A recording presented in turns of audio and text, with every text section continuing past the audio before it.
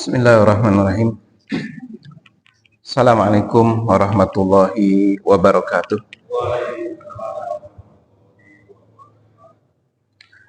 Alhamdulillahirabbil alamin wassalatu wassalamu ala asyrafil anbiya'i wal mursalin wa ala alihi wa sahbihi ajmain. Asyhadu an la ilaha illallah wahdahu la syarikalah wa asyhadu anna Muhammadan abduhu wa rasuluh la nabiyya ba'da. Hadirin fidakumullah, alhamdulillah di pagi hari ini kita bisa berkumpul kembali di masjid yang penuh dengan keberkahan ini, insyaallah. Mudah-mudahan Allah Subhanahu wa taala senantiasa menyegarkan keimanan kita, mengokohkan ketakwaan kita kepada Allah Subhanahu wa taala. Salawat dan salam semoga tetap tercurah kepada qudwah dan uswah kita Rasulullah Muhammad sallallahu alaihi wasallam beserta pada keluarga, sahabat dan para pengikutnya hingga akhir zaman. Hadirin hafizakumullah, kita akan melanjutkan pembahasan kita tentang syahadatain, dua kalimat syahadat. Di pembahasan sebelumnya, ini seingat saya kalau tidak salah tentang tahqiqu makna syahadatain, perealisasian makna dua kalimat syahadat. Di pembahasan sebelumnya kita sudah menjelaskan tentang bahwa ketika seseorang itu mengucapkan syahadat, maka telah terjalin hubungan dengan Allah Subhanahu wa taala. Nah, di pembahasan berikutnya ini kita akan menjelaskan bagaimana perealisasian dua kalimat syahadat itu sendiri. Jadi ketika seseorang mengucapkan dua kalimat syahadat, asyhadu an la ilaha illallah wa asyhadu anna Muhammadar Rasulullah, maka tahqiq atau realisasi dari dua kalimat syahadat itu paling tidak terlihat atau secara zahirnya dan juga secara maknawinya harus tertanam di dalam diri kita tiga hal berikut ini. Yang pertama adalah menetapkan di dalam diri bahwa yang menjadi qasdul hayah, yang menjadi tujuan dalam kehidupan kita adalah Allah Subhanahu wa ta'ala. Ketika kita mengucapkan asyhadu alla ilaha illallah, maka itu artinya kita sudah menetapkan di dalam diri kita bahwa yang menjadi qasdul hayah, tujuan hidup kita adalah Allah Subhanahu wa ta'ala. Ini berulang-ulang ayatnya saya ingatkan, Quran surat Al-An'am ayat 162. Kul inna sholati wa nusuki wa mahyaya wa mamati lillahi rabbil alamin. Ini kan pernyataan, ya. Pernyataan di lisan kita, perintah dari Allah Subhanahu wa taala untuk menetapkan bahwa yang menjadi orientasi dalam kehidupan kita, yang menjadi tujuan di dalam kehidupan kita itu adalah Allah Subhanahu wa ta'ala. Seluruhnya ditujukan kepada Allah Subhanahu wa ta'ala. Inna sholati, sesungguhnya sholatku, wa nusuki, manasik atau ibadah atau penyembelihan hewan, wa nusuki, wa mahyaya, hidupku, wa mamati, matiku, lillahi rabbil alamin. Itu adalah dipersembahkan untuk Allah Rabbul Alamin, Rabb semesta alam. Ini yang dimaksud kita sudah memiliki qasdul hayah, memiliki tujuan di dalam kehidupan ini, semata-mata menjadikan Allah sebagai tujuan, ya. Syiarnya adalah Allahu ghayatuna, Allah adalah tujuan kami. Ya. Tidak ada tujuan-tujuan lain di muka bumi ini kecuali tujuan untuk menghambakan diri kita kepada Allah Subhanahu wa Ta'ala. Seluruh gerak, seluruh aktivitas yang kita lakukan, seluruhnya itu ditujukan untuk mendapatkan ridho Allah Subhanahu wa Ta'ala. Itu, ya. Itu yang pertama. Qasdul haya, jadi ketika seseorang mengucapkan asyhadu alla ilaha illallah, itu artinya dia sudah menetapkan qasdul haya, yang menjadi tujuan di dalam kehidupan kita ini adalah Allah Subhanahu wa Ta'ala. Yang berikutnya, yang kedua, ketika seseorang mengucapkan 2 kalimat syahadat, maka realisasi dari 2 kalimat syahadat itu adalah menetapkan di dalam kehidupannya bahwa yang menjadi minhajul hayah, yang menjadi pedoman, yang menjadi manhaj, yang menjadi minhaj di dalam kehidupannya itu adalah dinul Islam. Tidak ada manhaj yang lain kecuali manhaj Islam, dinul Islam itu. Nah, ini ditegaskan di dalam Quran surat Al-An'am ayat 153. Saya ingatkan kembali nih penjelasan ayat ini. Kita di dalam sholat selalu memohon kepada Allah ketika kita membaca Quran surat Al-Fatihah. Ihdinas siratal mustaqim. Ya. Itu doa yang kita lantunkan di dalam sholat, ya, ketika membaca Quran surat Al-Fatihah. Ihdina, tunjukilah kepada kami, ya, berilah kami hidayah, ihdina siratal mustaqim, kepada sirat, jalan, ya, al-mustaqim, jalan yang benar. Tunjuki kami, bimbing kami, ya, ihdina itu artinya tunjuki kami, bimbing kami untuk menuju jalan yang benar. Nah, apa yang dimaksud dengan siratal mustaqim itu? Ya. Siratal mustaqim itu adalah, nah ini jawabannya dalam Quran surat Al-An'am ayat 153. Apa yang dimaksud dengan siratal mustaqim itu? Siratal mustaqim itu dalam Quran surat Al-An'am ayat 153, wa anna hadza sirati mustaqim. Inilah jalan yang lurus itu, kata Allah. Wa anna hadza sirati mustaqim. Inilah jalanku yang lurus itu. Apa yang dimaksud jalan yang lurus atau jalan yang benar itu? Itu adalah Islam. Dinul Islam. Wa ana sirati mustaqim. Inilah jalanku yang lurus, yakni dinul Islam.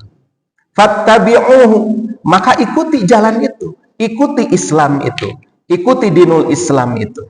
Wala tattabi'us subul, jangan kamu mengikuti as-subul, jalan-jalan yang lain. Yang harus diikuti itu adalah sirati mustaqim, jalanku yang lurus. Fattabi'uhu, ikuti jalan yang lurus itu, yakni dinul Islam. Wala tattabi'us subul, jangan mengikuti jalan-jalan yang lain. Kenapa jangan mengikuti jalan-jalan yang lain? Fatafarraqu bikum an sabili. Karena kalau kalian mengikuti as-subul, jalan-jalan yang lain, fatafarraqu bikum, kalian akan tercerai-berai. Kalian ini akan melenceng, ya, ansabili, dari jalannya. Ini jalan yang benar, jalan yang lurus. Kalau kita mengikuti jalan-jalan yang lain, maka kita ini akan tercerai-berai dari jalan yang lurus itu.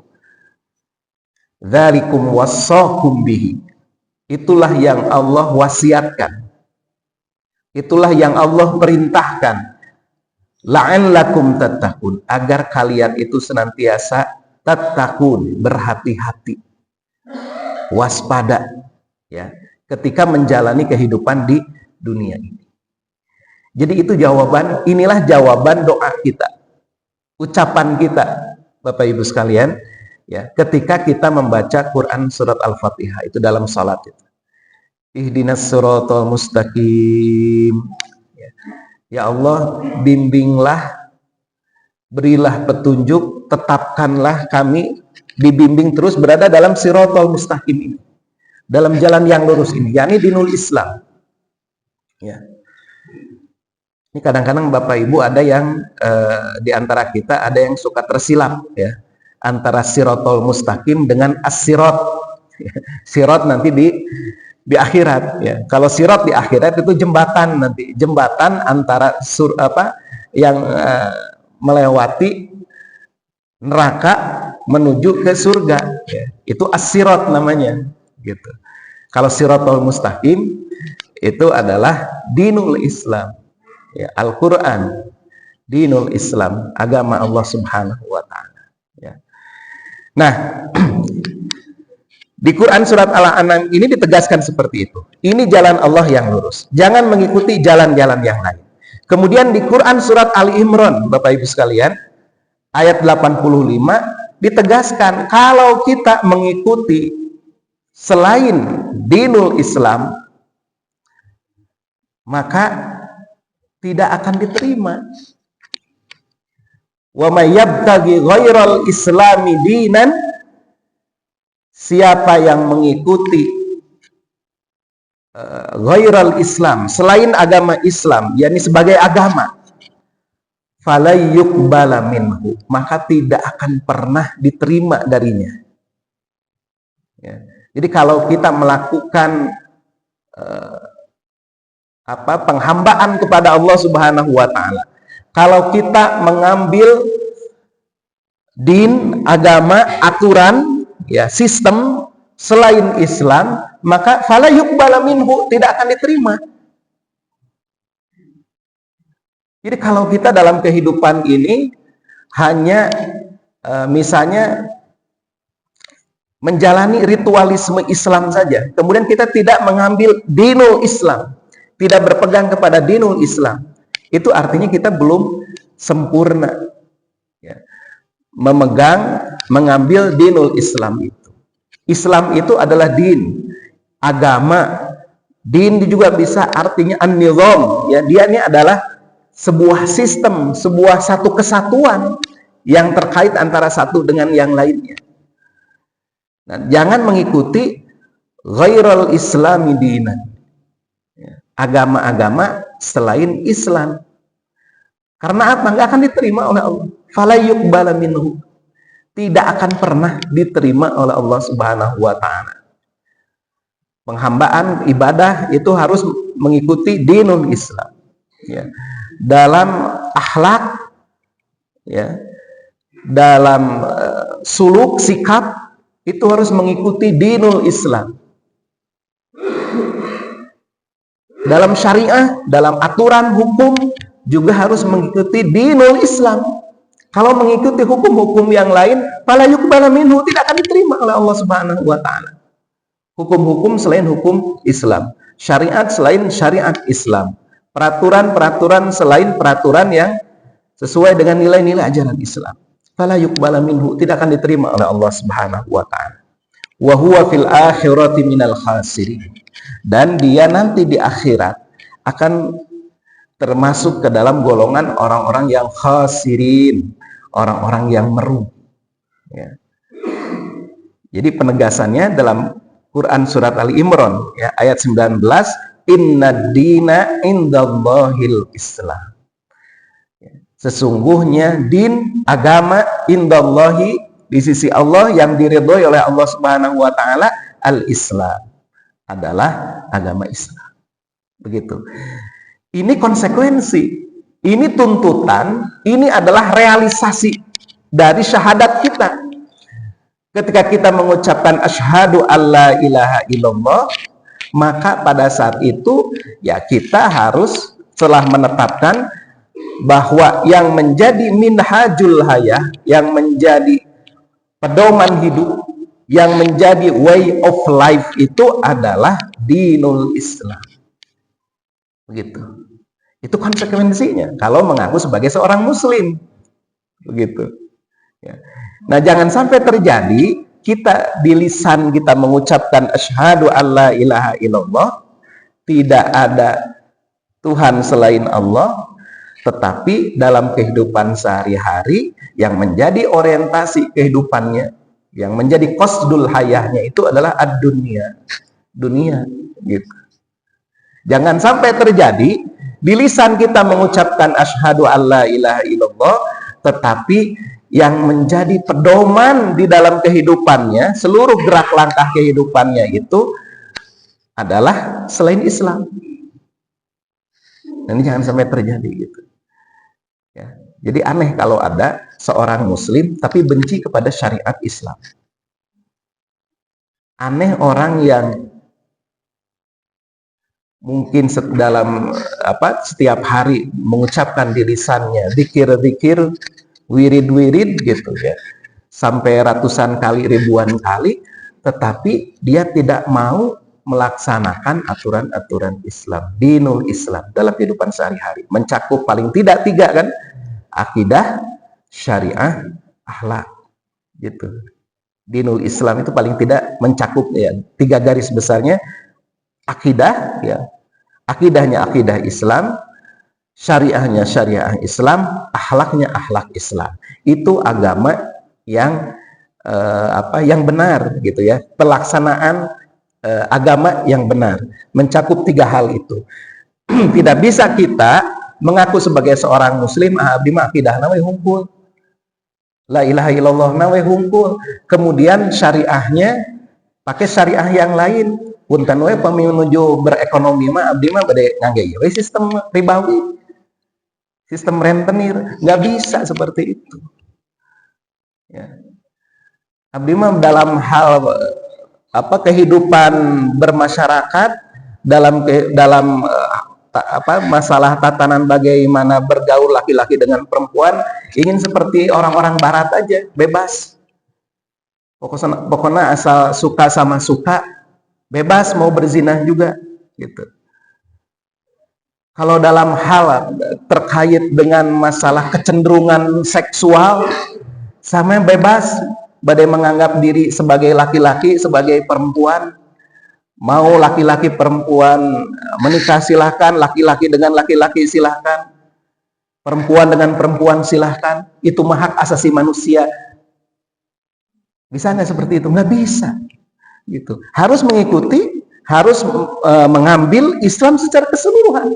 Syariat Islam melarang homoseksual, ya harus ditinggalkan. Gitu. Itu penyakit yang harus disembuhkan. Gitu. Dan lain sebagainya. Jadi jangan sampai terjadi begitu, gitu ya. Orang yang mengucapkan syahadat tapi dia menjauhi akidah, syariah atau akhlak Islam. Begitu. Ini yang kedua, ya. Jadi yang pertama tadi yang menjadi qasdul hayah, yang menjadi tujuan di dalam kehidupan atau orientasi dalam kehidupan itu adalah Allah Subhanahu wa taala. Yang kedua yang menjadi minhaj dan menjadi minhajul hayah, yang menetapkan di dalam diri bahwa yang menjadi minhajul hayah atau pedoman hidup itu adalah dinul Islam, begitu. Yang ketiga, Bapak Ibu sekalian,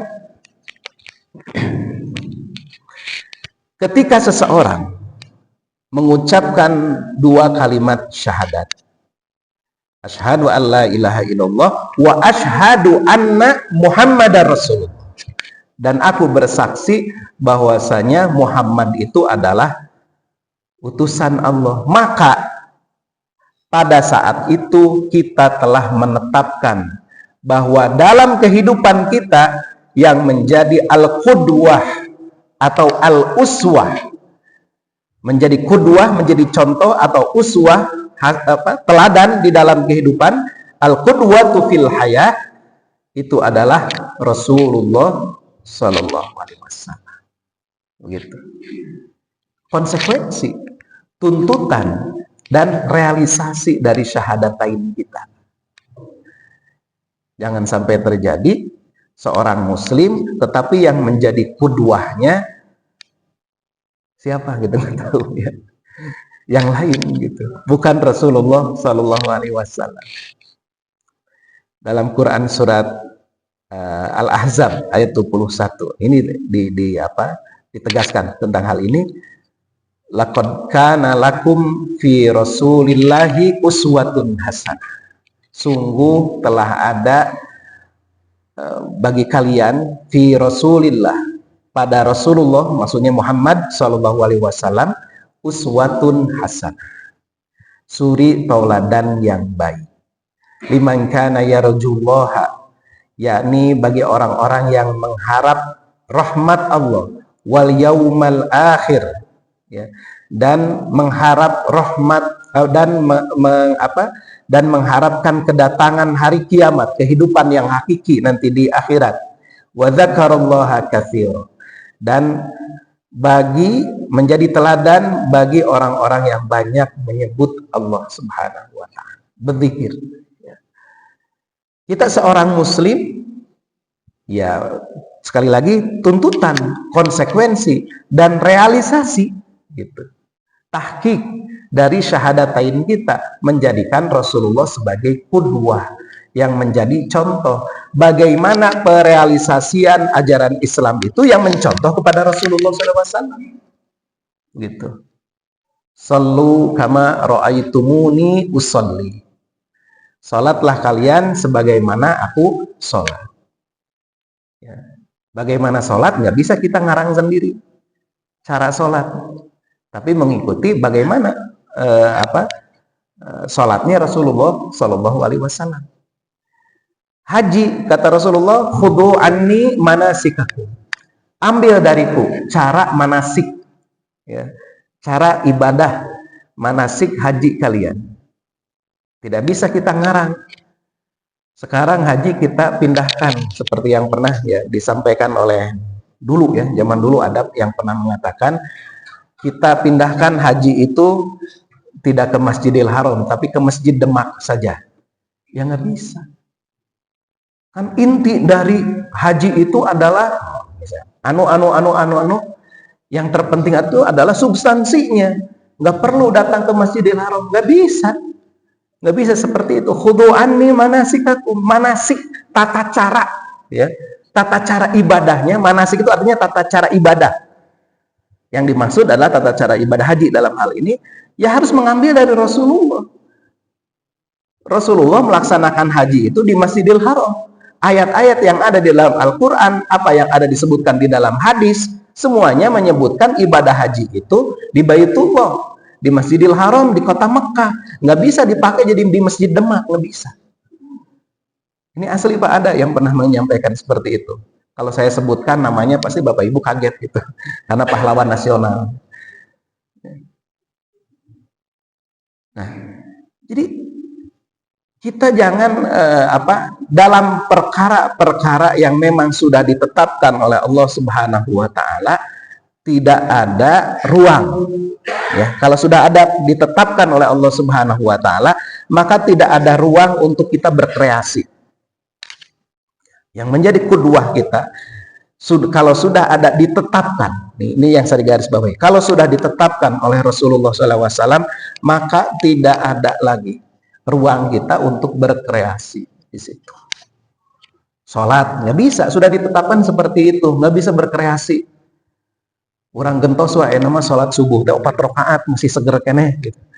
Nggak bisa, gitu. Sholat duhur, dah kita menuju damel di kantor masing-masing. Ayeuna mah orang ijtihad we janten 2 rakaat supados efektif, tidak bisa. Ya. Apa yang sudah ditetapkan oleh Rasulullah, maka tidak ada ditetapkan oleh Allah Subhanahu wa taala, ditetapkan oleh Rasulullah SAW, maka tidak ada ruang lagi kita berkreasi. Man ahdatsa fi amrina hadza ma laisa minhu fahuwa raddun, gitu kata Rasulullah. Man ahdatsa, siapa yang ahdatsa, membuat yang baru, fi amrina, di dalam urusan agama kami ini, ya, fi amrina hadza ma laisa minhu, yang bukan berasal darinya, yang tidak sesuai dengan apa yang disebutkan di dalam Al-Quran atau sunnah Rasulullah SAW, fahuwa raddun, maka akan itu tertolak. Apa penjelasannya? Kata Imam An-Nawawi, saya ulangi lagi ini ya, penjelasan ini. Kata Imam An-Nawawi, man ahdatsa fi amrina hadza, ini hadis ini menegaskan bahwa seorang muslim itu ya, ketika mereka melaksanakan wudhu, sholat, atau ibadah-ibadah yang lainnya, tidak bisa dia keluar dari tata cara atau apa yang sudah ditetapkan oleh Rasulullah SAW. Itu kata Imam An-Nawawi. Jadi maksudnya ketika sudah ditetapkan wudhu, mandi, sholat itu seperti itu tata caranya sesuai sunnah Rasulullah gitu. Lalu kita bikin cara yang lain, nggak bisa. Juga kata Imam An-Nawawi, ketika ada akad, ketetapan ya, kesepakatan di antara kedua belah pihak untuk kesepakatan untuk mengambil atau menerima sesuatu yang itu di luar dari ketetapan yang ada di dalam Al-Quran atau agama Allah atau sunnah Rasulullah SAW, maka dia itu harus ditolak. Menerima atau memberikan sesuatu berdasarkan akad yang akad ini tidak sesuai dengan apa yang disebutkan di dalam Al-Quran dan sunnah, maka itu harus dikembalikan, harus ditolak. Contoh, kata Imam An-Nawawi ini ya, contohnya adalah beliau mengungkapkan sebuah hadis yang menyebutkan pernah ada kesepakatan di antara dua orang laki-laki ya, dua orang, yakni laki-laki dan perempuan, seorang ibu dan seorang lelaki. Seorang ibu ini punya anak, anaknya itu berzina. Gitu. Anaknya berzina dengan istri dari si laki-laki ini, si tuannya ini. Jadi anaknya ini menjadi karyawan, ya, bekerja kepada si fulan, seorang laki-laki. Ternyata berzina dengan istri si fulan ini. Hal itu kemudian oleh si laki-laki ini diajukan kepada Rasulullah, diadukan kepada Rasulullah. Si fulan, pekerja saya, karyawan saya menzinahi istri saya. Saya ingin dia dihukum. Maka ketentuan ketika itu sudah dihadapkan ke mahkamah, maksudnya kepada Rasulullah, maka ya hukumannya tidak ada lain kecuali dirajam. Kalau sudah menikah, ini tidak disebutkan. Yang jelas harus dijatuhi hukuman. Tapi kemungkinan dalam hadisnya disebutkan rajam, berarti ini sudah menikah gitu. Hukumannya adalah rajam. Nah, lalu si ibu ini karena sayang kepada anaknya, ya, lalu mencoba melakukan negosiasi dengan si suami yang istrinya dizinahi. Negosiasinya adalah hukum ini, pengaduan ini dicabut, ya, pengaduan ini dicabut, dan kemudian saya sebagai ganti ruginya, kata si ibu, saya akan menyerahkan 100 ekor kambing dan 1 orang budak perempuan sebagai ganti rugi karena istri kamu sudah dizinahi. Kemudian itu mereka menghadap kepada Rasulullah, ya Rasulullah, kami sudah bersepakat. Ya. Jadi pengaduan ini dicabut, maka hukuman kepada anak saya ini juga dicabut. Ya. Tidak dikenakan hukum rajam. Karena saya sudah menyerahkan 100 ekor kambing dan 1 orang budak wanita. Kata Rasulullah, al-walidatu wal ghanamu raddun alaik. Al-walidatu yaitu budak perempuan, wal ghanamu dan kambing itu raddun alaik, harus dikembalikan kepada kalian, kepada kamu, ya, si ibu itu. Kenapa ditolak seperti itu? Kata Imam An-Nawawi, karena Allah sudah menetapkan hukum bahwa perzinahan itu hukumnya adalah rajam kalau yang sudah menikah, dan hukuman berat, cambuk ya bagi yang belum pernah menikah. Nggak bisa diganti dengan kesepakatan baru, ketetapan baru, nggak bisa. Itu yang dimaksud man ahdatsa fi amrina hadza ma laysa minhu fahuwa raddun. Siapa yang membuat yang baru Fi amrina hadza, di dalam urusan agamaku ini, ya, malaisa minhu, yang bukan berasal dari Al-Quran, dari sunnah, atau tidak sesuai dengan Al-Quran dan sunnah, bahwa raddun, maka itu tertolak. Gitu. Ya.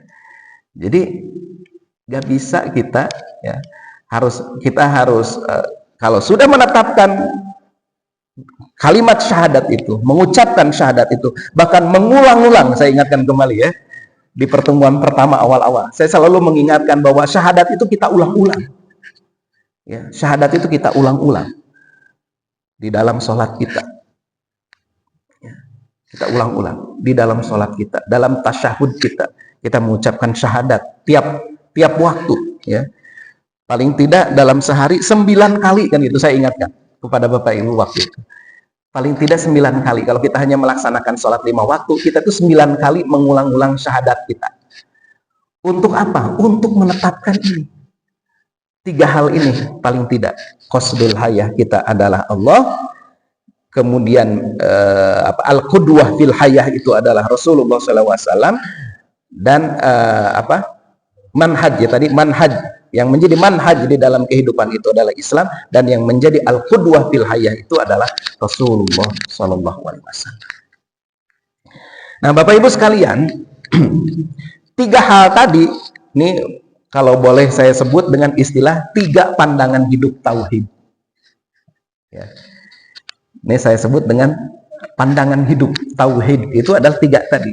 Menjadikan Allah sebagai tujuan, menjadikan Islam sebagai minhajul hayah, dan menjadikan Rasulullah sebagai al-qudwah fil hayah.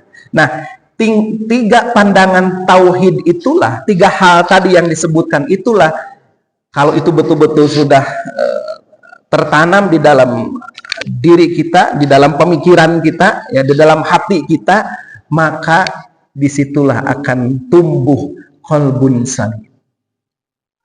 Ya, hati yang bersih dari syirik, ya, bersih dari perbuatan-perbuatan dalam hati, keraguan-raguan kepada Allah Subhanahu wa taala dan lain sebagainya. Dan akan tumbuh aklun zakiyun, aklun, akal yang cerdas, ya, cerdas dalam pandangan Allah, ya, aklun zakiyun. Apa qalbun salim itu? Hati yang bersih itu ar-raja'u rahmatillah, raja'u rahmatillah. Hati yang bersih itu senantiasa mengharap kasih sayang Allah Subhanahu wa taala. Tadi kan dalam ayat ini disebutkan, laqad kana lakum fi rasulillahi uswatun hasanah liman kana yarjullaha. Ya, mengharapkan Allah, yang dimaksud adalah raja'u rahmatillah, mengharapkan rahmat Allah. Dalam kehidupan ini, kalau orang sudah memiliki 3 pandangan hidup tauhid tadi, nggak ada yang diharapkannya kecuali rahmat Allah Subhanahu wa taala. Yang menjadi tujuannya Allah, ya, yang diharapkannya adalah rahmat Allah. Kemudian yang kedua, khaufu iqabillah. Orang yang qalbun salim itu, yang sudah berpandangan hidup tauhid tadi itu, senantiasa dalam kesehariannya itu, ya, di dalam hal yang zahir terlihat dalam kehidupannya itu, bagaimana tampak al-khauf, rasa takut, khaufu iqabillah, takut, khawatir terhadap azab, terhadap hukuman dari Allah Subhanahu wa taala. Kalau dia sudah menjadikan minhajul hayahnya itu adalah Islam, maka dia akan takut kalau menyimpang dari apa yang sudah digariskan oleh Allah Subhanahu wa taala di dalam dinul Islam itu. Ketika bermuamalah, takut jangan sampai ini riba nih muamalah ini. Hati-hati, ya.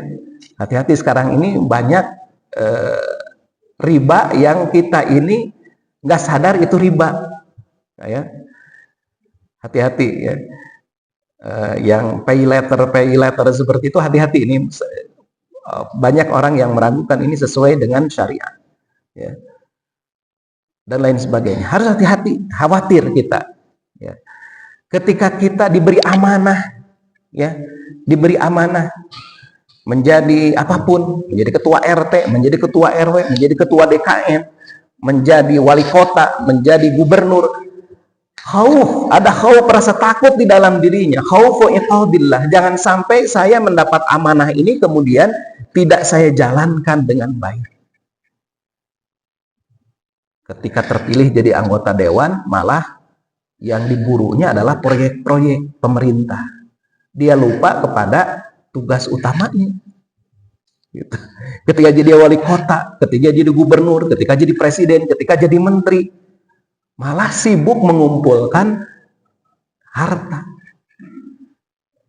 Nah, kalau orang yang sudah tahu tadi ya, minhajul hayahnya adalah dinul Islam, yang menjadi tujuan dalam kehidupannya adalah Allah Subhanahu wa Ta'ala, dia akan senantiasa khawatir, takut. Dia akan senantiasa menjadi orang yang takwa, takut kepada hukuman Allah Subhanahu wa Ta'ala. Jangan sampai saya melakukan hal-hal yang menyimpang. Ya, jangan sampai kita ini ngejar-ngejar dunia, tapi ujung-ujungnya digebrus ke neraka. Na'udzubillah min dzalik. Ya.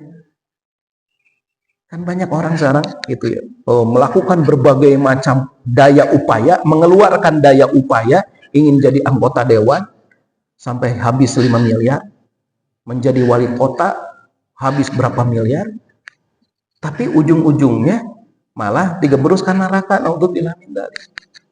Kalau diniatkan ada ya, niatkan ieu mah jadi anggota dewan teh keluar 5 miliar gitu naon. Ieu mah infak fisabilillah we. Saya ingin melakukan sesuatu kebaikan untuk umat misalnya gitu. Ketika terjadi gitu naon, enggak niatnya juga saya mah ingin melakukan perbaikan, ternyata nggak didukung oleh masyarakat. Ya sudah gitu. Ya. Nah, ini takut, harus selalu takut gitu ya. Bapak Ibu, saya menemukan teman-teman saya itu ada yang ketika dia ditunjuk ya oleh partainya untuk jadi anggota dewan, untuk jadi wali kota, untuk jadi calon wali kota ya. Itu ada mereka itu yang saya menyaksikan sendiri, masalahnya saya berani bercerita karena saya menyaksikan sendiri, nangis, nggak mau. Karena apa? Al-khauf. Ini saya ceritakan karena saya menyaksikan sendiri orang yang nangis nggak mau dijadikan calon anggota dewan. Jangan Ustaz, jangan saya Ustaz, yang lain aja. Saya masih siap mengeluarkan nih dana, ngebantu lah, ya, ngebantu Ustaz semua untuk ini, untuk kampanye, untuk segala macam. Tapi jangan saya. Sampai nangis, saya melihat sendiri. Saya berani cerita ini karena saya melihat sendiri. Jangan Ustaz, jangan saya. Karena apa? Al-khauf, takut. Kalau dia jadi, itu malah saya tidak bisa melakukan ketaatan kepada Allah. Ya. Khaufu iqabillah. Yang ketiga apa? Mahabbatullah. Hatinya itu bersih.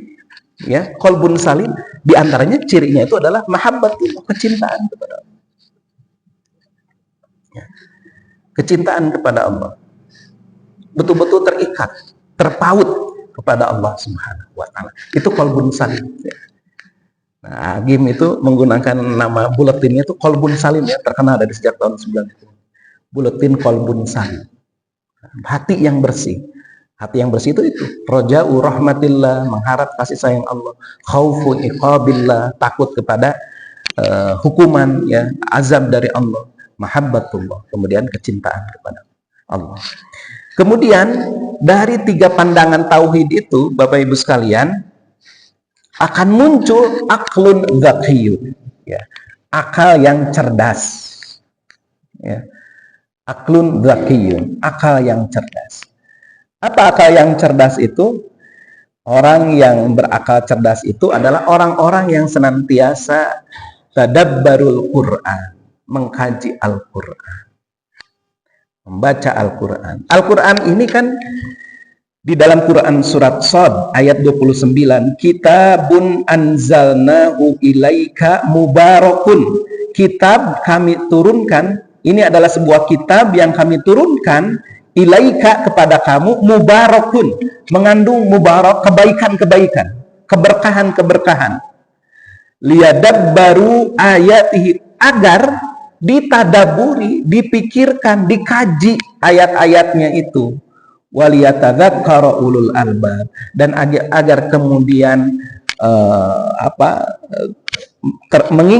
mengingatkan, menjadi pelajaran bagi ulul albab, bagi orang-orang yang ulul albab, orang-orang yang cerdas, ya, orang-orang yang memiliki akal, gitu. Jadi Al-Quran ini diturunkan agar ditadaburi, bukan hanya dibaca, Bahkan saya ini sempat agak galau juga ketika membaca ungkapan dari salah seorang ulama, ya. Ini saya jadi terpacu untuk bagaimana harus menguasai bahasa Al-Quran, gitu ya. Saya terus belajar gitu ya. Itu Imam At-Tabari mengatakan, kata Imam At-Tabari, saya heran melihat orang-orang yang membaca Al-Quran tetapi dia tidak memahami apa yang dibacanya. Bagaimana dia bisa merasakan nikmatnya Al-Quran? Kata Imam At-Tabari. Saya itu terus terang langsung galau itu baca itu, ya. Aduh, iya ya, saya itu masih ketika baca Al-Quran masih belum ngerti, gitu ya.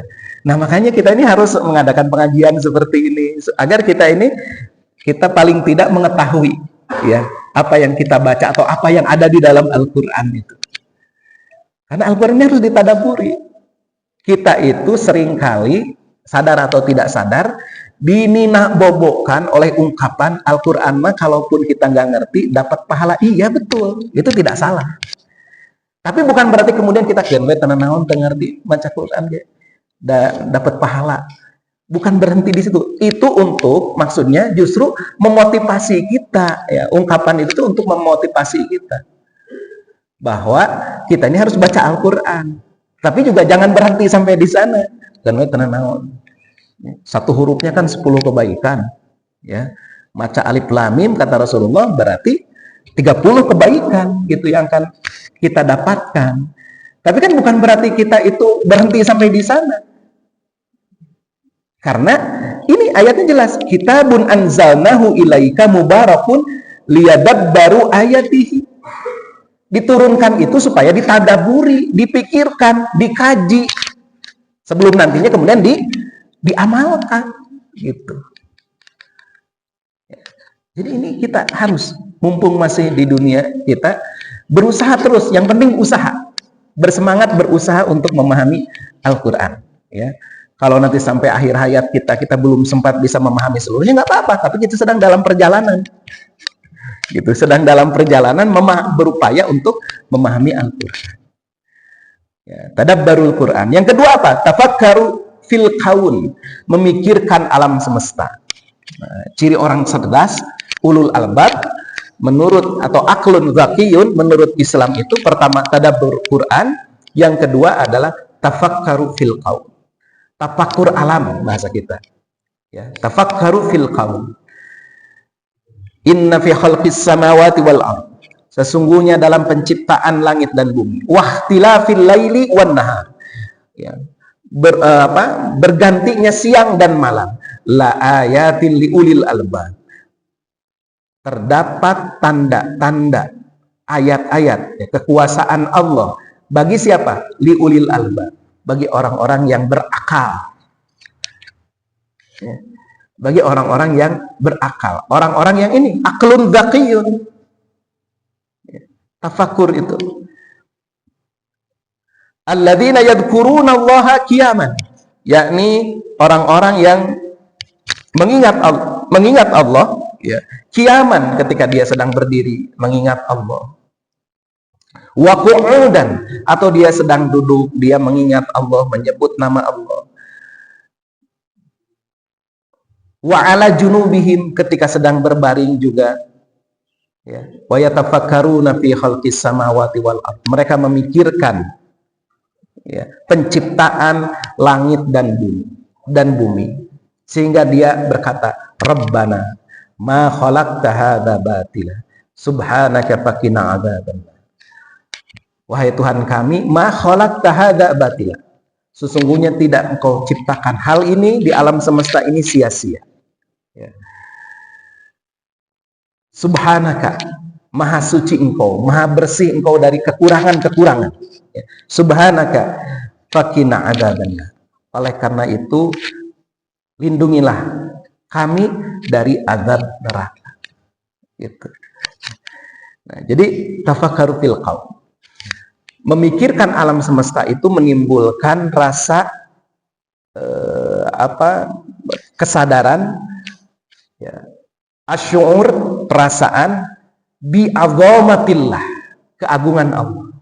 Jadi memikirkan alam semesta, mengkaji al-kaun, ya, alam semesta ini, itu menumbuhkan asy'ur bi'azamatillah, rasa menyadari keagungan Allah Subhanahu wa taala.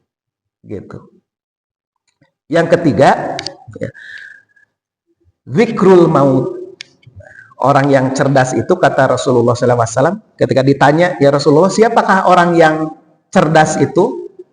Kata Rasulullah, aktsaruhum lil mauti dzikra. Ya. Orang yang cerdas itu yang banyak mengingat kematian. Wa ahsanuhum lima ba'dahu isti'dadan. Dan yang paling baik persiapannya untuk kehidupan setelah mati. Ulaika aqyas. Mereka itulah orang yang cerdas, kata Rasulullah. Jadi sekali lagi ya, orang yang cerdas itu yang banyak mengingat mati.